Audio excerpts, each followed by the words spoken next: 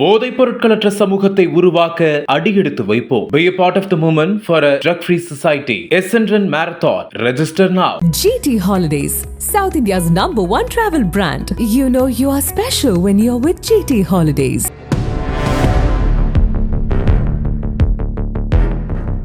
மேற்கு வங்க மாநிலத்தைச் சேர்ந்த 19 வயது இளம்பெண் சேலத்தில் தங்கி பணிபுரிந்து வந்துள்ளார். சென்னை மாதவரத்தில் தங்கியிருந்த இவருடைய தோழிக்கு சமீபத்தில் குழந்தை பிறந்துள்ளது. கணவர் வேலைக்கு சென்று விடுவதால் தோழிக்கு உதவியாக இருப்பதற்காக மேற்கு வங்க பெண் சேலத்திலிருந்து 3ஆம் தேதி இரவு 11 மணி அளவில் சென்னை கிளாம்பாக்கம் பேருந்து நிலையத்திற்கு வந்துள்ளார். அங்கிருந்து மாதவரம் செல்வதற்காக பேருந்து நிலையம் எதிரே பஸ்ஸுக்காக காத்து கொண்டிருந்தார்.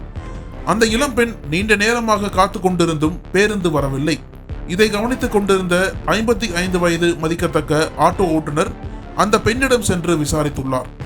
அவர் மாதவரம் செல்வதை அறிந்து கொண்ட ஆட்டோ ஓட்டுநர், நைட் நேரத்துல இங்க பஸ் எல்லாம் வராது, இந்த டைம்ல தனியா நிற்கிறது ரொம்ப ஆபத்து, நான் மாதவரம் தான் போறேன், என் கூட வா என அந்த பெண்ணை ஆட்டோவில் ஏற சொல்லியுள்ளார்.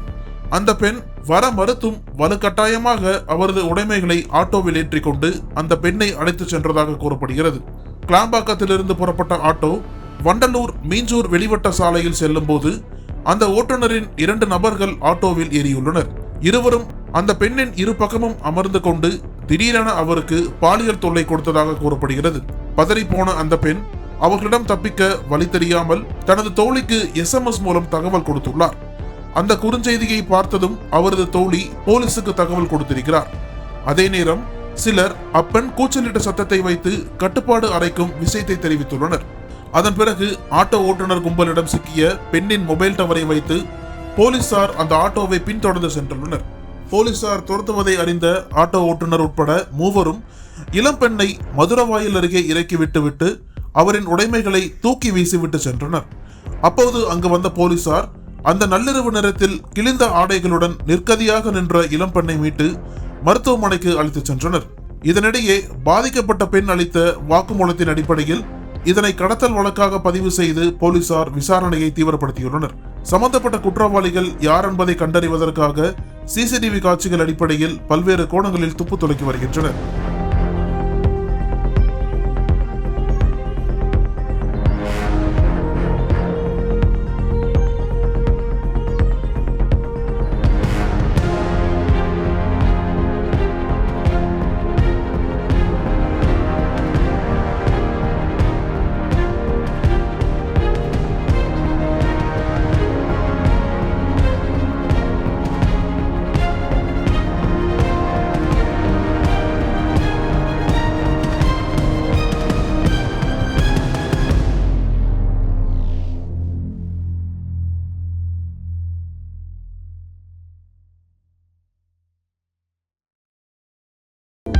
அனல் பறக்கும் செய்திகளை அப்டேட் செய்து கொள்ள நக்கீரன் களத்தை இப்பவே சப்ஸ்கிரைப் பண்ணுங்க.